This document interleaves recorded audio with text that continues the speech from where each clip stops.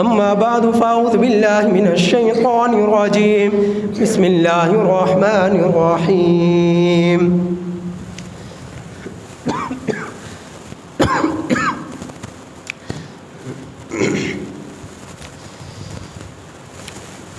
واذكر في الكتاب إبراهيم إنه كان صديقا نبيا وقال الله تبارك وتعالى في القرآن المجيد والفرقان الحميد في مقام آخر لن ينال الله لحومها ولا دماؤها ولكن يناله التقوى منكم كذلك سخرها لكم لتكبروا الله على ما هداكم ولعلكم تشكرون آمنت بالله صدق الله مولانا العظيم وصدق رسوله النبي الكريم ونحن على ذلك لمن الشاهدين والشاكرين والحمد لله رب العالمين۔ میرے واجب الاحترام عزیز سامعین حضرات، عید الاضحیٰ کی نماز جامعہ مسجد بلال رضی اللہ تعالی عنہ ڈیرہ رحم خاں میں انشاءاللہ العظیم ٹھیک 6 بجے کھڑی کر دی جائے گی۔ تمام احباب سے یہ درخواست ہے کہ وقت مقررہ پر آپ مسجد میں پہنچیں اور اللہ رب العزت کی طرف سے اس عظیم عبادت کو بر وقت ادا کرنے کی کوشش کریں۔ عید الاضحیٰ کی خوشیاں یہ شریعت نے ہمیں دی ہیں، دین اسلام نے ہمیں دی ہیں۔ پیارے آقا محمد مصطفیٰ صلی اللہ علیہ وسلم جس وقت مدینہ المنورہ میں تشریف لائے، دیکھا یہودی اور نصرانی اپنے اپنے طرز پر کچھ خوشیاں مناتے ہیں۔ انہوں نے دنوں کا تعین کیا ہوا تھا۔ میرے نبی کی جو ہے برکت سے اللہ جل جلالہ نے اس امت کو محروم نہ فرمایا اور اسے خوشی کے 2 دن دے دیے۔ ایک خوشی وہ ہے جو میں اپنی مرضی سے مناؤں، اس کی آخرت میں کوئی حیثیت نہیں۔ ایک خوشی وہ ہے جو اللہ کے رسول صلی اللہ علیہ وسلم کے طریقے پر اسے منایا جائے تو اس کی دنیا اور آخرت دونوں میں حیثیت ہے۔ عید الاضحیٰ کے دن بہت سارے اس دن سے متعلقہ میں باتیں پہلے ارشاد کر چکا ہوں۔ صبح درس کے موقع پر اس وجہ سے زیادہ طویل گفتگو کرنے کی ضرورت نہیں محسوس کرتا۔ یقیناً آپ سنتے ہوں گے، یقیناً آپ سمجھتے ہوں گے۔ تو عید الاضحیٰ کے دن جو مسنون اعمال ہیں جو میرے نبی کی نے فرمائے ہیں، اس دن خوشی کے دن صبح سویرے اٹھنا اور صبح سویرے اٹھ کر نماز فجر باجماعت ادا کرنا اور پھر مسواک کرنا، سرما لگانا، خوشبو لگانا اور تکبیرات تشریق بلند آواز سے پڑھتے ہوئے مسجد کی طرف آنا، یعنی چلاتے ہوئے جس راستے سے آنا، جاتے ہوئے دوسرے راستے سے جانا، اور پھر اللہ کی طرف سے عظیم مقرر کردہ قربانی جو ہے جو جانور ذبح کیا جاتا ہے اسے آپ جو ہے اس عبادت کی تکمیل کرنا۔ تو اللہ کے ہاں اس دن کے اندر اللہ کے راستے میں، اللہ کی محبت میں، اللہ کے حکم پر جانور ذبح کیے جانے سے بڑھ کر کوئی محبوب ترین عبادت نہیں ہے۔ تو اس دن کے اندر اللہ کے راستے میں اللہ کے حکم پر جانور کو ذبح کرنا میرے واجب الاحترام عزیز دوستو، حضرت ابراہیم علیہ السلام کی یہ سنت ہے۔ میرے نبی نے جس وقت مدینہ المنورہ تشریف لائے ہر سال قربانی فرمائی ہے۔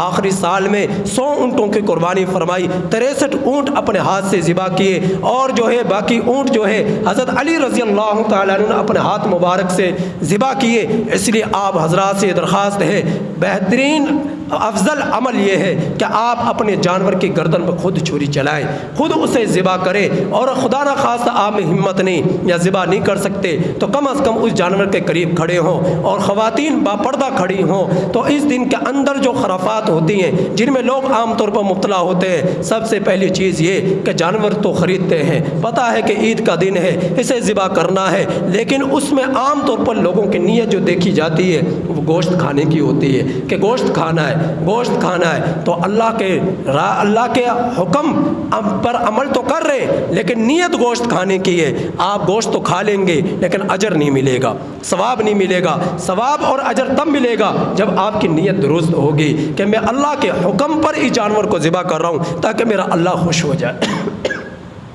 تاکہ اللہ جل جلالہ خوش ہو جائے، اس لیے میں اس جانور کو ذبح کر رہا ہوں۔ تو اللہ کے حکم پر آپ کا لبیک کہنا اور اس جانور کو ذبح کرنا، تو یہ عظیم عبادت انجام دینا۔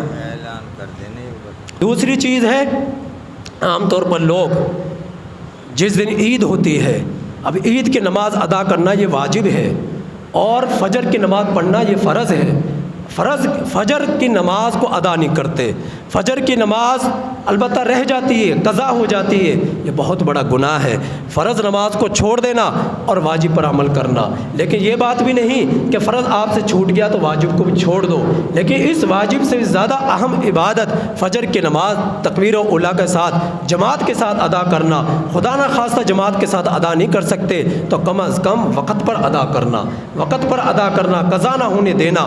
اور اگلی چیز یہ ہے کہ دیر سے مسجد کے اندر آنا، جبکہ سنت عمل یہ ہے کہ صبح سویرے سب پہلے اول وقت کے اندر مسجد کے اندر تشریف لے آنا اور آ کر یہاں پر بیٹھنا، ذکر و اذکار کرنا۔ چونکہ عید الاضحیٰ کی نماز سے پہلے کوئی نفل وغیرہ پڑھنے کی اجازت نہیں ہے، تلاوت کر سکتے ہیں، تسبیحات کر سکتے ہیں، اذکار کر سکتے ہیں، لیکن کوئی نفل وغیرہ آپ نہیں پڑھ سکتے۔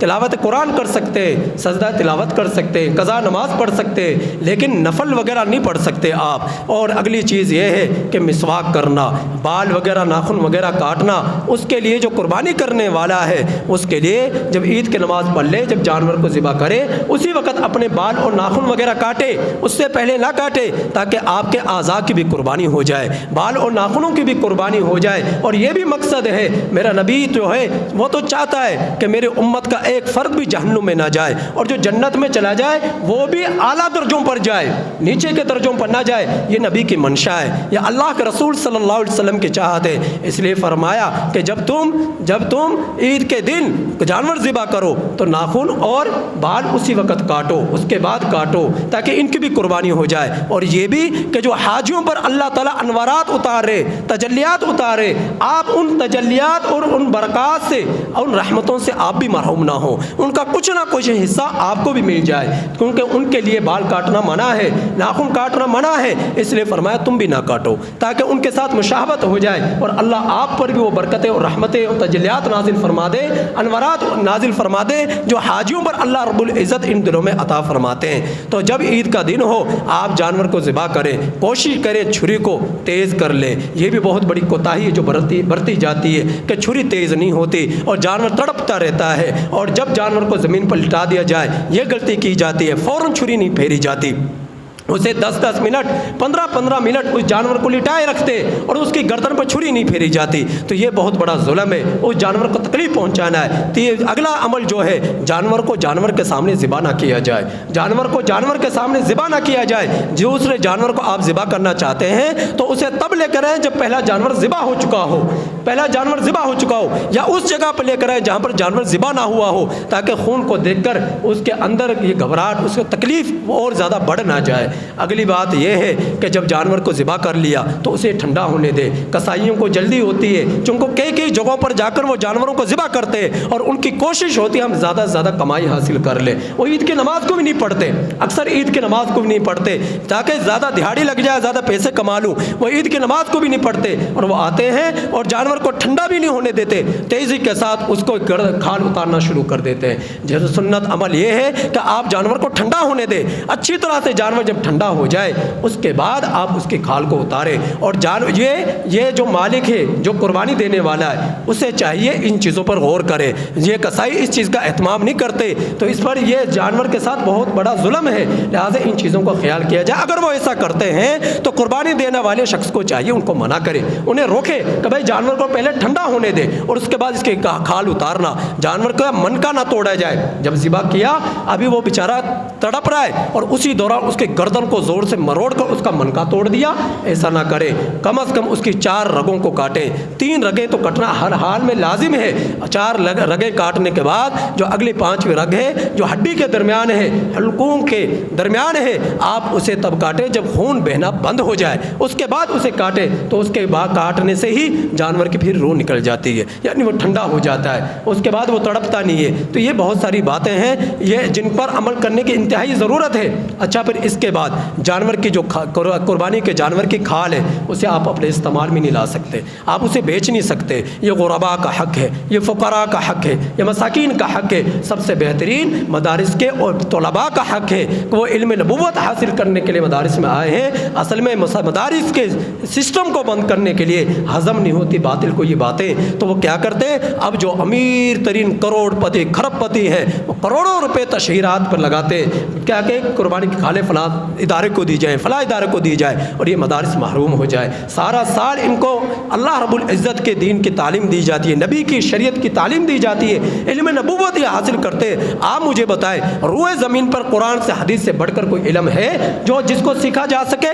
قرآن سے بڑھ کر عظمت والی کوئی کتاب ہے؟ حدیث سے بڑھ کر کوئی عظمت والی کتاب ہے؟